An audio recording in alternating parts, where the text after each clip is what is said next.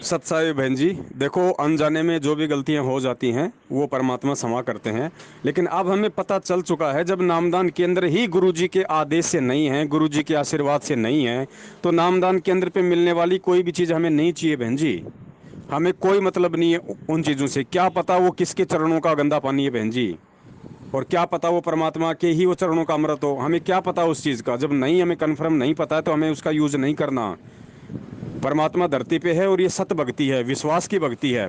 बोतल भर के पानी की परमात्मा की जहाँ पे आप आरती करते हो दरबार में, वहाँ पे रख दो और परमपिता परमेश्वर जी से प्रार्थना करो कि हे परमपिता परमेश्वर, दासी पे दया करो और मालिक अपनी सबद शक्ति इस सामान्य से जल में परमात्मा भरो, मेरे लिए तो वही अमृत है। अगर विश्वास है तो बहन जी, विश्वास के बलबूते पे तो परमात्मा ने मीराबाई के जहर को भी अमृत बना दिया। आप तो पानी को अमृत बनाने की प्रार्थना कर रही हो, क्या परमेश्वर वो नहीं बनाएंगे बहन जी? विश्वास होना चाहिए बहन जी, विश्वास है। और विश्वास नहीं है तो चाहे कितना ही चरणामृत पी लो परमात्मा का जा जाके, कोई फायदा नहीं होना। विश्वास रखो, परमात्मा धरती पे है, सच्चे मन से भक्ति पे लगी रहो। छोटी मोटी गलतियां हम जीव हैं, हमसे होती हैं, कोशिश करो ना हो। फिर भी अगर हो जाती हैं तो एक ही सॉल्यूशन है वर्तमान में गुरुजी की अनुपस्थिति में। जब तक गुरुजी जेल से नहीं आते हैं तब तक हम छोटी मोटी गलती की परमात्मा से क्षमा याचना करते रहें और आगे से ध्यान रखें, आगे से दोबारा ऐसी कोई गलती ना हो।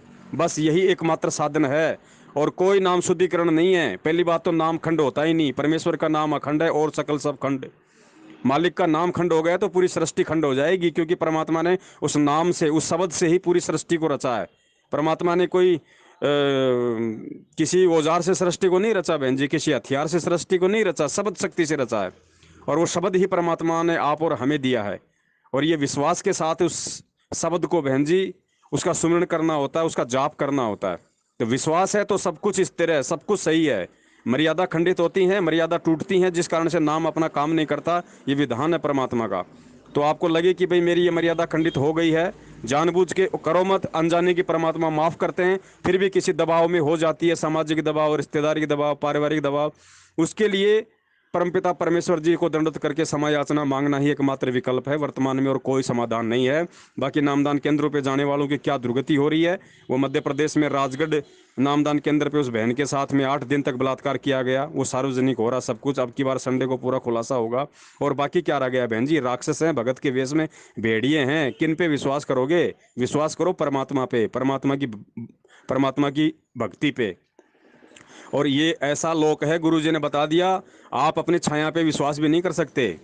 अपनी छाया पे भी विश्वास नहीं करना, केवल परमेश्वर पे और उसकी भक्ति पे। बाकी सोच समझ के चलो एक एक कदम। दास भी जो शब्द बोलता है, दास भी जो बात बोलता है, किसी भाई की शंका का कोई समाधान करता है, अगर वो बिल्कुल ज्ञान आधार से है और आपकी आत्मा उसको 100 बार स्वीकार करे तो ही मानो, अन्यथा दास की बात भी मत मानना। क्योंकि अगर दास की उल्टी बात को आप मान लोगे तो आप दोषी होगे। उसमें दास का दोष नहीं है, क्योंकि परमेश्वर ने सबको सद्बुद्धि दी हुई है, सबको तत्व ज्ञान दे दिया।